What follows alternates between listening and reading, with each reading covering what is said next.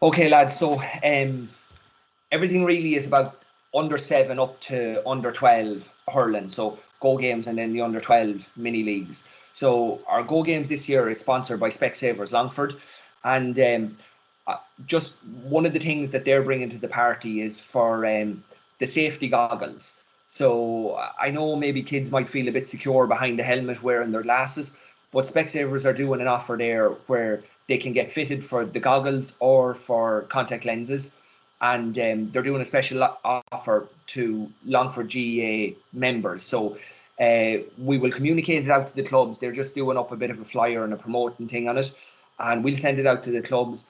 So basically, you will go into Specsavers, the parent will bring the kid into Specsavers, they'll get fitted up, they bring in their GA membership number or even just their name and date of birth, and we'll go back and check it on Service Sport.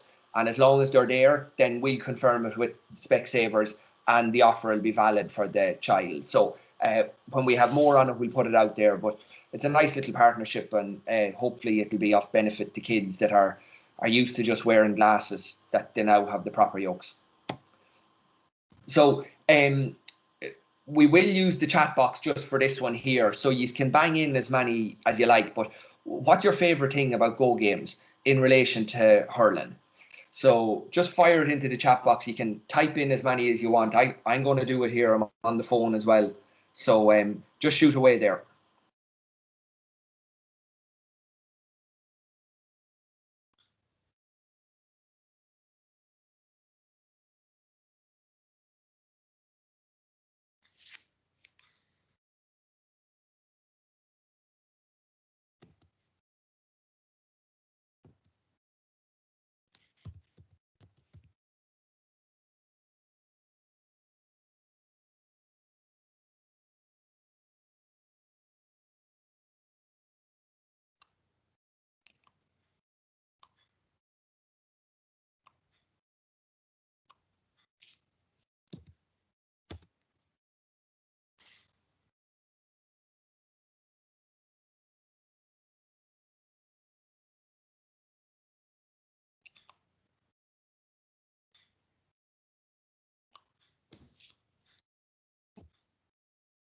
So just a couple more if you have them there.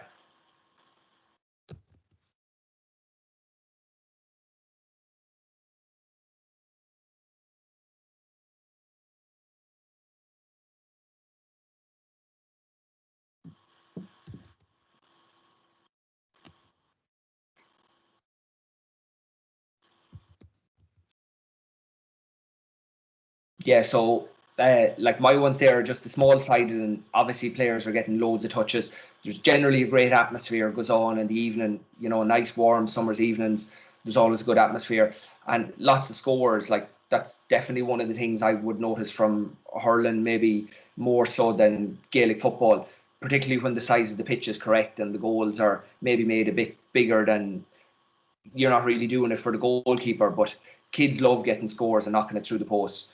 So then Sean is good fun and everyone gets to play, and then the game time and getting to meet the other clubs and seeing what they're doing. Uh, Niall there with no pressure to win, which is always important for the kids. And Seamus, again, lots of game time and the results are irrelevant. So, really it is the whole ethos of the Go Games.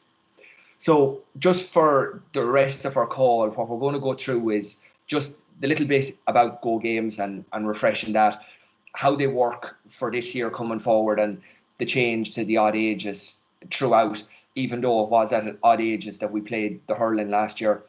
The rules and some coaching tips for the games, when they'll start. So we have all the dates of the fixtures, maybe some ideas around training sessions. We're trying to do a little bit on the health questionnaire now on each of these workshops because it was causing a lot of grief. And then just a Go Games checklist at the end. So obviously we know they're small-sided.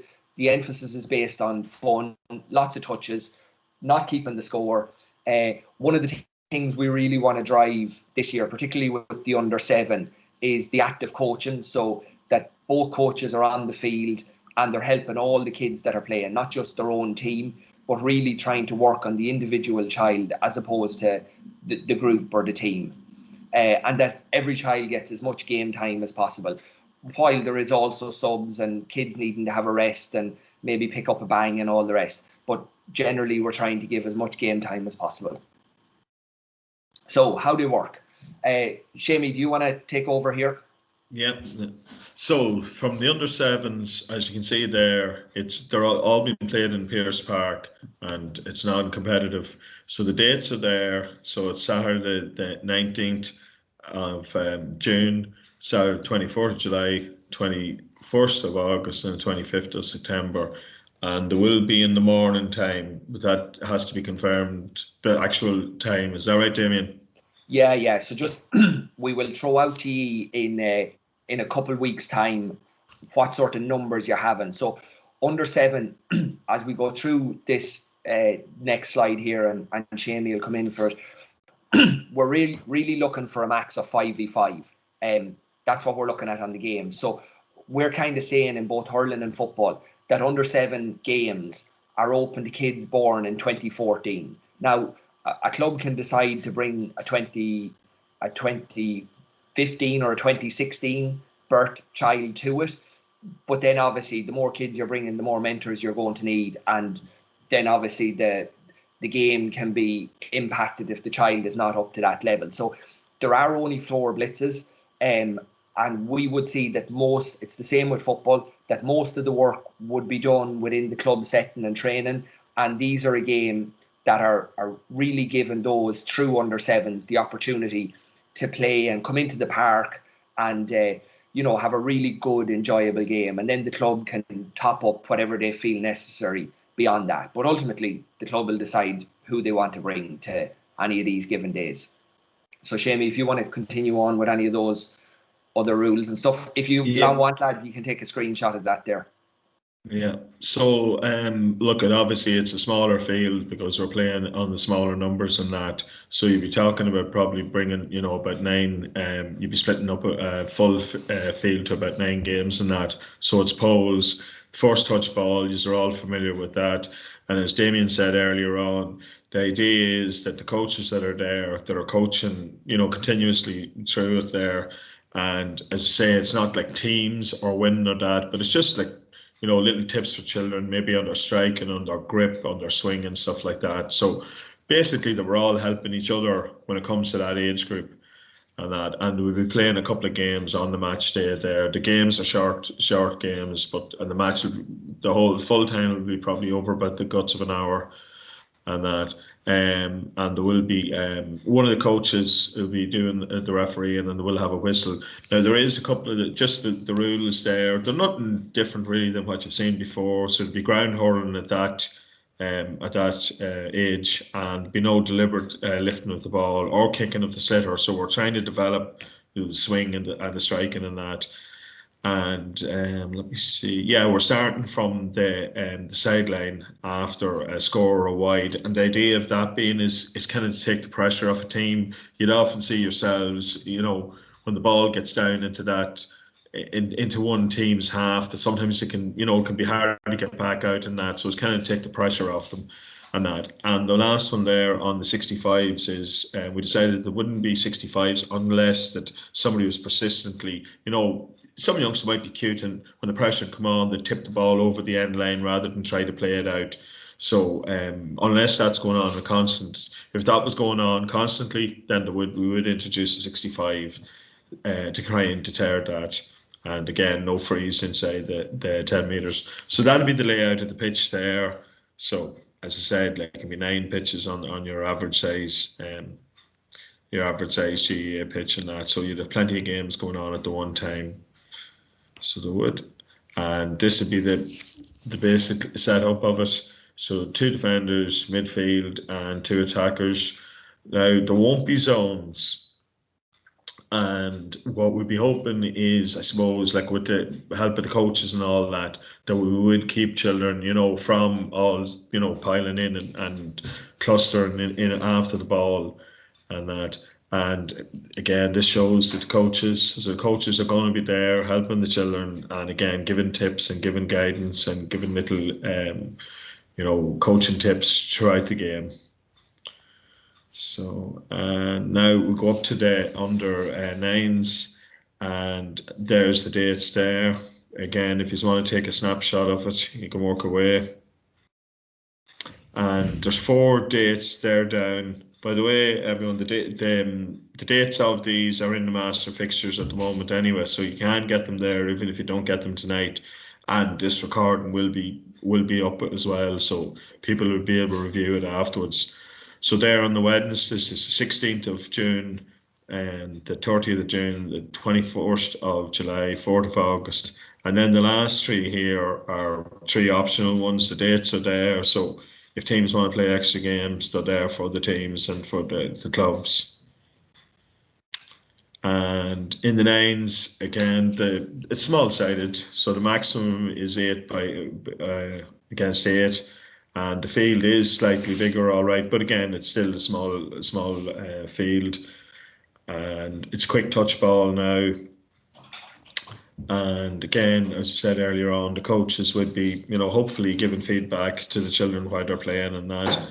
And as in all the Go games, we'll be trying to give children the maximum amount of time. There is subs there, like obviously if somebody needs a rest or something happens to somebody, but we'll be trying to keep children playing as much as they can.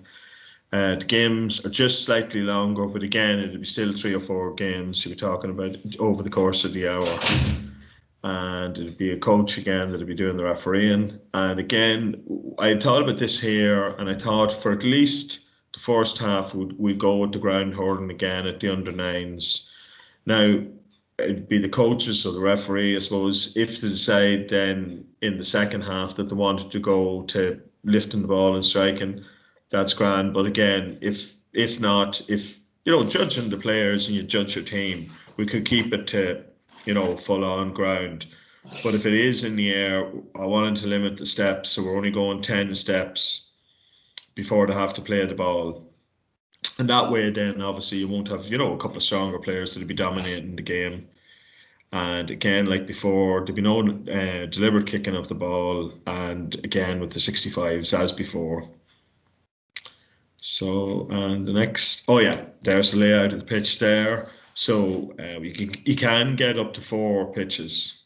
So you can, because you're going to be playing across the pitch. You have plenty of width across the pitch for the length of the game. There's a setup for 3. But if you had more teams there and you want to set up another pitch, you could go corner to corner, and you'd have 4 pitches set up for the day.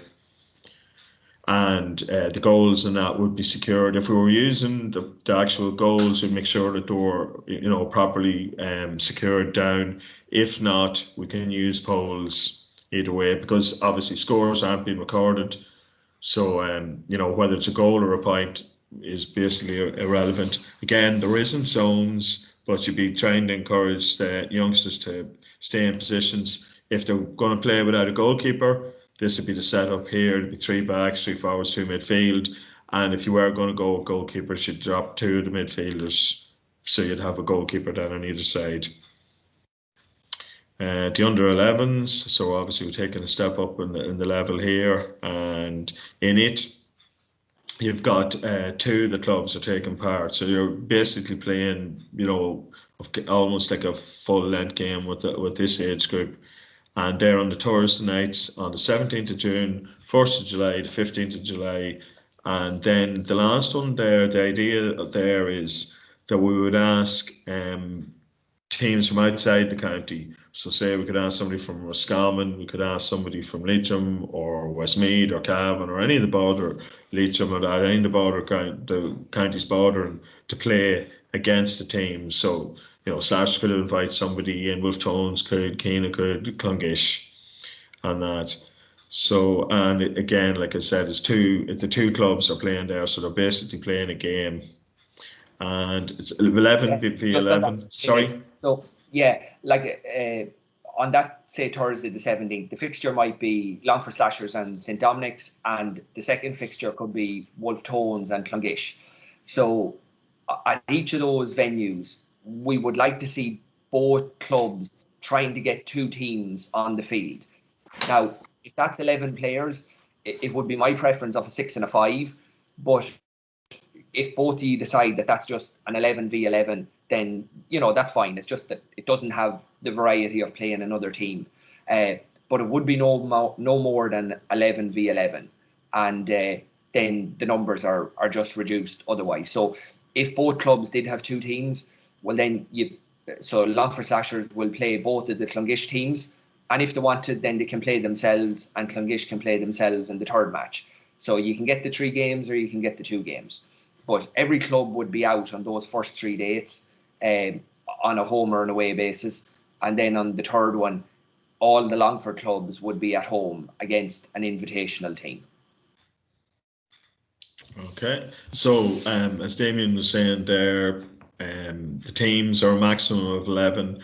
But as he was saying there, like if a team would say you had 13 players, rather than playing full 11, you break it up, go 7 and 6 in your teams and that.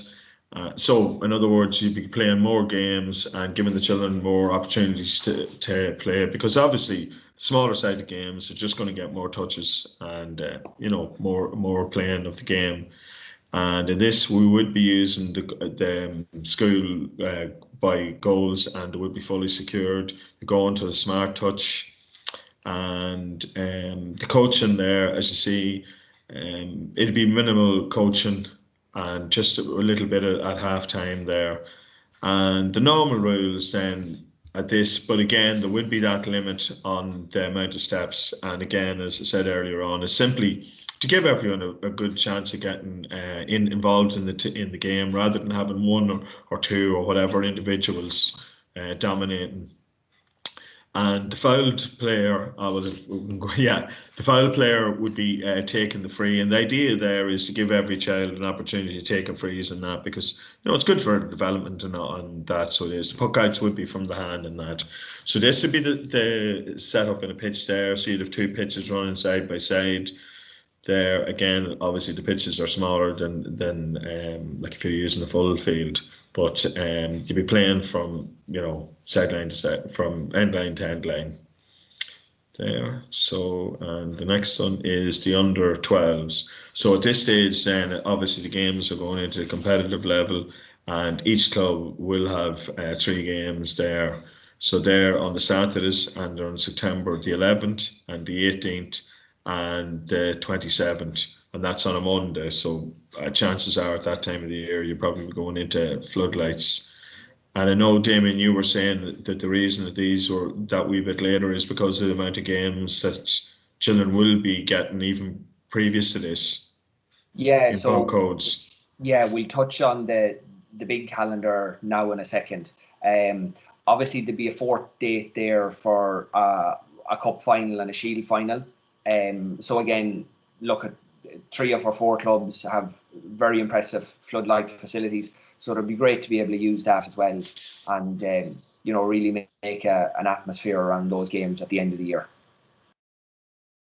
Okay, so obviously at this stage here, like the children are playing, maximum 13 v13, so it's basically the same as the full game.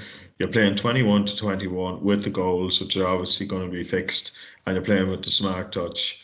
So the rest of it is pretty self-explanatory there. Again, I had put a limit on the solo, and again, I suppose it's just like I said earlier on. It's just to try and give as many children as possible a good involvement in the games. And again, the fouled player takes the free, and there would be 65s, which would be from the halfway line. Yep. Yeah, and just there, Shamey, as well, that at the next hurling committee meeting, there are possibly other experimental type rules that could be discussed and maybe implemented there if it was felt there was benefit. So just some of the stuff that has worked well on the football side of the things for the last couple of years is the double scores outside of Mark D. The score of a goal been reduced to 2 points. So you get a point outside the D is equal to 2, and a goal is also equal to 2. Kind of takes the bit of heat away from a lot of goals going in or wherever it may be. But then obviously with a ground strike, you're likely to have more goals than you would points. So it's the under 12 football a couple of years ago was just 1 point for a goal, but it's up to 2. So there are possibly other rules there that are worth looking at, that might enhance the game and help develop the players. So that can be discussed at the next meeting if there's merit in adding anything in there.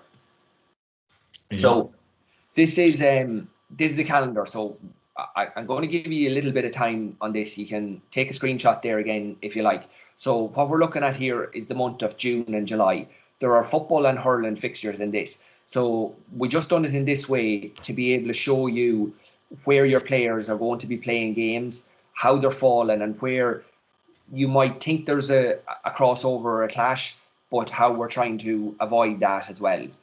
So on a Monday there down along the left, you'll see under 13 football starts when the guidelines allow on the 7th of June. And they run for the 6 weeks straight there. And then that turns into an under 12 football league, staying on the Monday nights thereafter. So you can see on our Wednesdays and Thursdays that basically hurling and football is every second week with the under 9, the under 11 blitzes. There is one under 12 date there on a Thursday night just to try and get in an extra fixture. And then over on our Saturdays, you see our football hurling. So it's one of those a month, 4 for both codes. So I'll just jump on. If any of you want me to go back, I can. So then we go into August. Niall has a hand up there. Yeah, shout in. I'll turn on the mic. Just supposedly, or just got information on it there last night. Late last night or earlier today. On old leagues. And yeah. They're going to be on. They're under 13 and under 15, and they're going to be on alternate Monday night. Yeah, Myself and Shane talked about that earlier. They're going to be faster with 12 football and 13 hurling then. Well, like what I'd say is, definitely discuss it in your clubs, and if it's something that you want to do and you can commit to doing, then you complete the form. I think there's only got 6 days on the form to put your submissions in that you're willing to take part. So obviously we'd be encouraging you to do that. And then once, like, even there might be an opportunity to flag it within the form to Martin itself that, Mondays for under 13 has been already assigned for football. But we know that any game can be altered or just with communication with the other club. So again, you'll see by this that obviously Tuesday is a very clean evening there. Friday is a clean evening. Sunday is clean. Saturdays are pretty much clean. And then alternate weeks on the Wednesdays and Thursdays are, so like even the Wednesdays, every Wednesday is pretty clean as regards to under 13. So, depending on what way Martin designs it, whether there's 3 in a group or 4 in a group or how he goes about doing it, there'll definitely be a way of, getting your games played where there isn't a clash with other stuff. But, we were doing all this, and all this has been done from a long way off. And as you said, that notification only came last night, or I think today, to Seamus even. Yeah. So, look, I think if we can work on it, then it's definitely achievable. So I wouldn't put it down as a stumbling block at the minute. Yeah, it just I suppose it's one of the hardest things as a hurling mentor has been over the years is trying to rearrange fixtures, and because we would have been playing in different maybe in Roscommon or Westmeath or whatever, and they could have, and certainly in Westmeath had a hurling week one week, football week the next week, and we'd be caught kind of like they nearly didn't want us coming in then after a while because on certain things we had to rearrange. At times we had to rearrange so many matches, like it was and it was personally for me it was a never-ending headache throughout the season to because particularly with us we have to at underage we'd mainly be feeding from slashers and grattans, our own parish would say, and and so that was 2 clubs you had to work around, and then if you had anybody else coming in from anywhere else, then so yourself, it's never easy. No, I definitely suggest in your form, or if there's not the opportunity in the form, that you just follow it up with an email saying, Martin, look, we're in here for this, and trying to identify an evening there that looks good within the calendar, and seeing could he accommodate you on those evenings, because look at all of this is there's multiple counties coming into this, so it's definitely not going to suit everybody no matter what evening or day is picked. So because everybody is sort of trying to get their own internal competitions and all the rest going. So look, I just think with the bit of engagement, an answer will be found fairly okay. So we've managed it so far. So we'll. You're right, Niall. Yeah. We're getting into the breach. Yeah, well, the thing about it is, Niall, like everybody only got word of that at the same time. I mean, none of us got a heads up, because I had asked Martin a couple of weeks ago, and there was nothing definite on any level. Look, it's brilliant that they're on, and it's fantastic. But it is. Jason, yeah. huge. But it was very short notice, as Damien was saying. Like, these fixtures have been made a good while, So, and I know, like, you know it yourself in the town. Like, it's always been the thing that if the game was played before the next round, that was grand. Like, there was never any big issue, with having to play on the Monday. If the Tuesday suited or the whatever day suited, play it. Yeah. Look, we'll have to figure it. It'll be every second week, I suppose. We'll have that one shouldn't interfere then with the under 15s. That's only probably a couple under 13s that'll be on the under 15 team. There'll be 13-year-olds on the under 15 team. All right. So just in this, like, we tried to keep the under 13 and the under 11 against each other. Probably only an exceptional couple under 11s that would be playing on both of those teams, and even at that, there's still 2 full days of rest between those games. So we would like to hope that that's not overly arduous. And then when you go into August, it's more the under 12. So that's why the under 11, there's a little bit less of those towards the end of July and into early August. But anywhere it is it's generally on a free week, or that hurling one there on the 26th. The under 12 on the 23rd is down as a finals day, so the last one. So again, it wouldn't be a clash with a whole lot of teams either. So then you have your under 9, the optional kicks in over here on the 4th of September. Now, because we have our under 12 down here, I didn't put in those other under 9 optional dates down along here. So you had them from the previous slide. And, you might say that, like, under 12, it's very late for these guys to be starting back here. But every under 12 will be either an under 11 or an under 11 here or an under 13 in the town. So, I don't really, the same with the under 12s over here. The under 11 and the under 13 starts, and then the under 12 takes over, and then they come back to under 13. So that's the reason that this under 12 hurling is put back here in September, and it's actually a week later than it was in 2020. So again, hopefully that should work out well enough too, and a full day here between the couple under 11 go games at football and the under 12 mini leagues. But again, you have the Sunday to work off there as well, if that was anyway more palatable. I think, Saturdays and Sundays, that's it. And then the Monday night one here for the last of the round games, and then whatever finals would need to be fixed in after that. So any questions on that month of August, September, October, or just where that under 12 is? No. Okay. We can come back to it again anyway. Shamey, do you want to go on just on the couple of training session ideas? So this is the 3-team model in the training, and basically is to try and keep children, it's to give the coaches a bit of a hand in it too, because sometimes if you're taking, the likes of 15 children that at a time, it can be tricky enough on that. So if you break them up into the smaller groups, you've got 2 teams playing away at game. One of the coaches can take out a group there. The third group go through, whatever skill that you're looking at of a day. It could be striking, could be catching, could be hooking, blocking, whatever you want to do.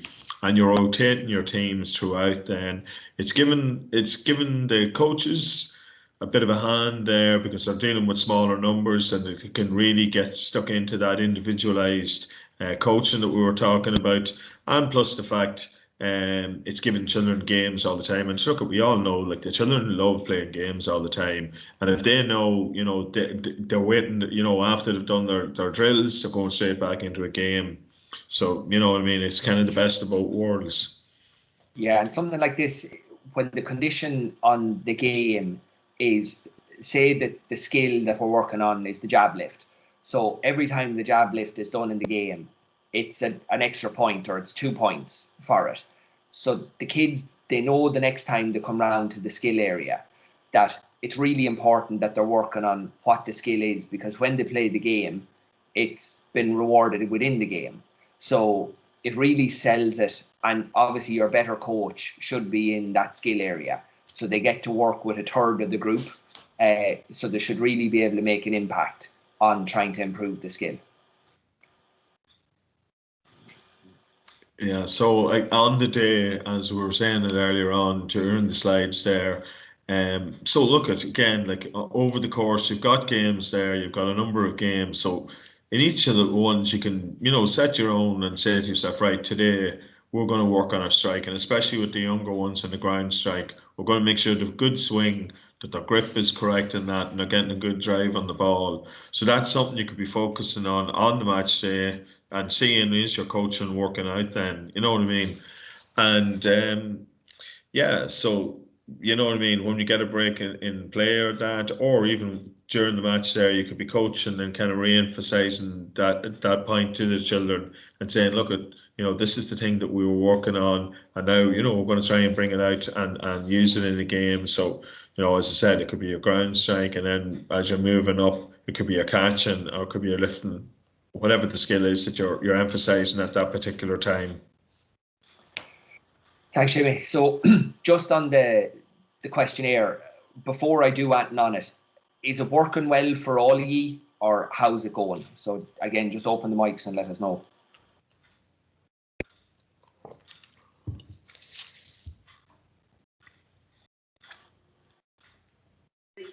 Yeah, it's working.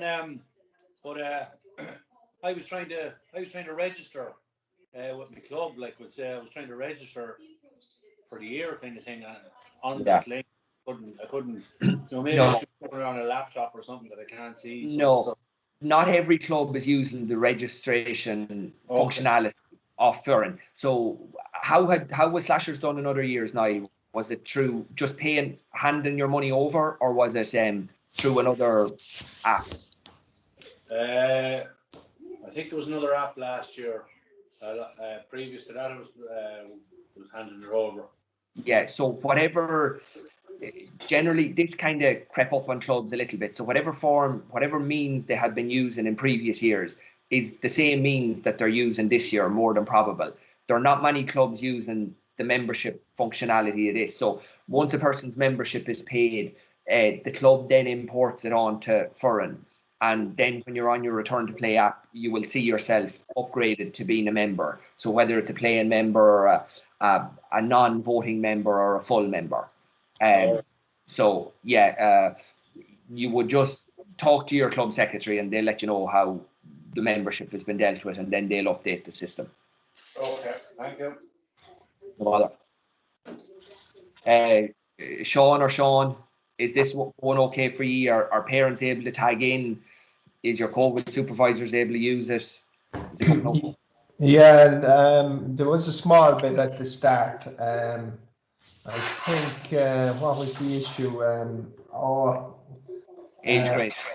Yeah, and you know the way now that you can set a family in, and if it's somebody else, and that was a bit confusing to people and how to do that. But I think they're all using it fine now, so no problem. Yeah, well, we done a video that shared clubs about yeah. Sean, if you stick on your mute, go on mute again. I'm getting a bit of an echo off you.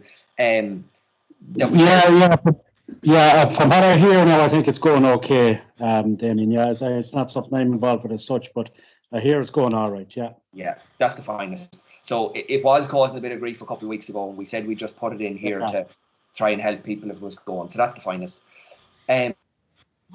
Just on our checklist then again, so they're very basic questions, but it makes the running of a blitz a lot better. So particularly this at the under sevens, do we have enough mentors or parents that are going to be able to take each of those 5-a-side teams when they go out on the pitch?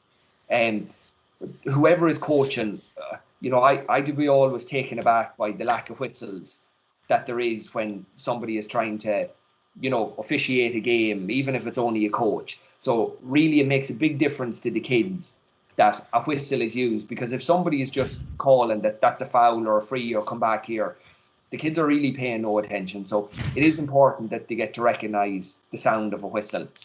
Do you have the jersey, or are you using bids? Do you have the first aid? Have we enough slitters? Are they marked? They're notorious, as you know well, to try and keep hold of. So all mentors will be gathering them up at the end. So it's very important you have them well marked. And then have you communicated with the host club? Have you let them know how many you're coming with, so they know how many pitches to have set up, and have the whole thing mapped out before you arrive at the venue? And obviously, some kids will tell you they're coming and they don't show up, and that's okay. There's not much you can do about that, but you have an idea. Whereas if you're just waiting until you appear at the pitch and 3 or 4 of them are coming late and you've already teams divided out, and maybe if you had to hold back a couple minutes, you'd have been able to get an extra team in there. So it just makes for the smooth running a lot better. So this is something that you will have been familiar with down through the years, where we have to record the numbers that attend blitzes in order to report back to Leinster and Croke Park. So we need to, each club that attends, the date they attend and the number of boys or girls that they had at the given age grade.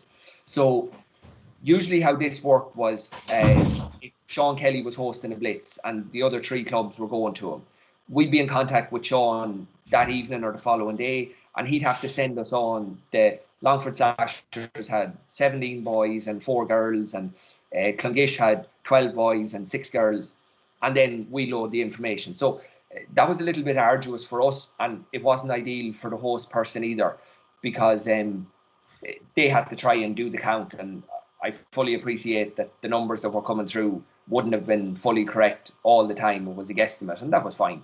But we've come up with a new system to do that this year. So it's a little form which you should be well familiar with. We use them a lot, and this is how it'll look on your phone. So it can be used on the laptop or used on the phone. So after every blitz or game that you play in, all the way up to under 12, you will complete this for your own team. So only your own team. So you stick your name in here. You pick your underage section from the drop-down menu. So this is the same link that's used for both hurling and football.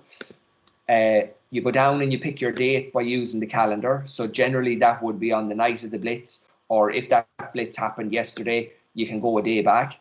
You're picking the age grade that you partook in. So it'll be always one of those 4. And then you're asked for the total number of teams that you fielded. So we picked under 11, so we'd assume that that's 2. The total number of boys that you had, and then the total number of girls you had.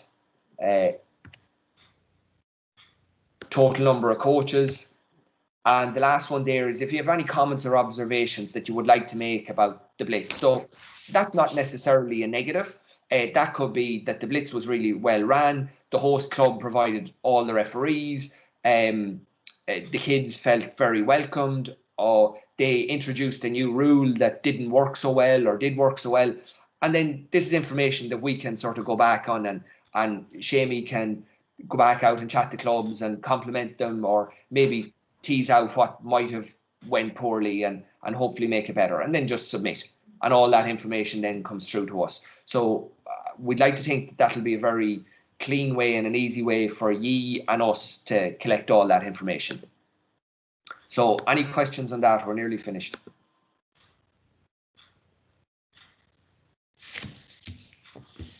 And then we are at any questions. So whatever, I'm just going to stop sharing this now. We don't need this anymore unless you want me to throw up anything again.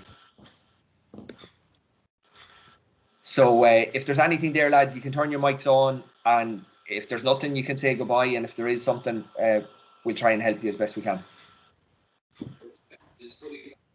Yeah, well, maybe just with under sevens, it mightn't be a bad idea if there's different numbers, different clubs have different numbers or whatever. you know, that, or certainly for some of the blitzes, you could even just put bibs on them, like, and you know, divide them all up, and do you know what I mean, randomly, rather than And Niall, to be fair, that's something that the hurling clubs would be good at. Our football clubs are not as good, and you know, for whatever reason, they don't want, or they claim the kids don't want to play with another team or whatever. And the reality is, it's the coach's impression that's making that. So yeah, like by all means, the under sevens we'll be managing those in Crow Park, it'd be great. We'll just be looking for you to tell us roughly how many you're coming with in the week leading into it, and then we'll be saying, right, well, we're anticipating that you'll have 4 teams or 3 teams or whatever it might be, and as long as on a 9-pitch venue, we can cater for 18 teams in total, so it's 90 kids that you can cater for. And as long as it doesn't break that, well, then we'll get it all done in the one slot. But if it goes beyond that, then we'll split it up into 2 slots. But yeah, look, if it comes to it, and to balance out the numbers to make it work, then yeah, we're all in favour of that. Sometimes it's just the coaches of other teams are less inclined to do it. Well, at under sevens, you know, it'd be fairly harmless now at that stage, you know. Yeah. Might be different at under 9 though. Yeah.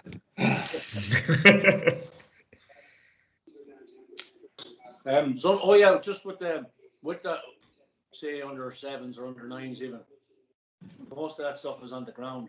I wouldn't have a half time or anything like that, you know. Just play a game straight through.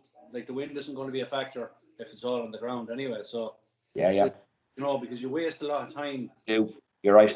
With substitutions and messing around and team talks, and there's no real need at that stage for kids at 8 or 7 and 9, whatever, you know. Yeah, for sure. That's just my observations on that story. No, I'll be in agreement with you. Sean, if there's anything there, and if not, no problem. So we'll wrap it up. Just on the Tawn leagues, that Monday night, that will clash with the under 12 football, will it, or under 13 football, or that? Yeah, so I'll just put you on mute there again, Sean, because I get an echo off yours for whatever reason. Yeah, so like we were chatting about it there, maybe it just didn't come through clear to you, but what I'd say is, when you complete the application back to Martin, just flag to him that Longford have Monday nights down as under 13 football for 6 Mondays in a row, and then they go under 12 thereafter.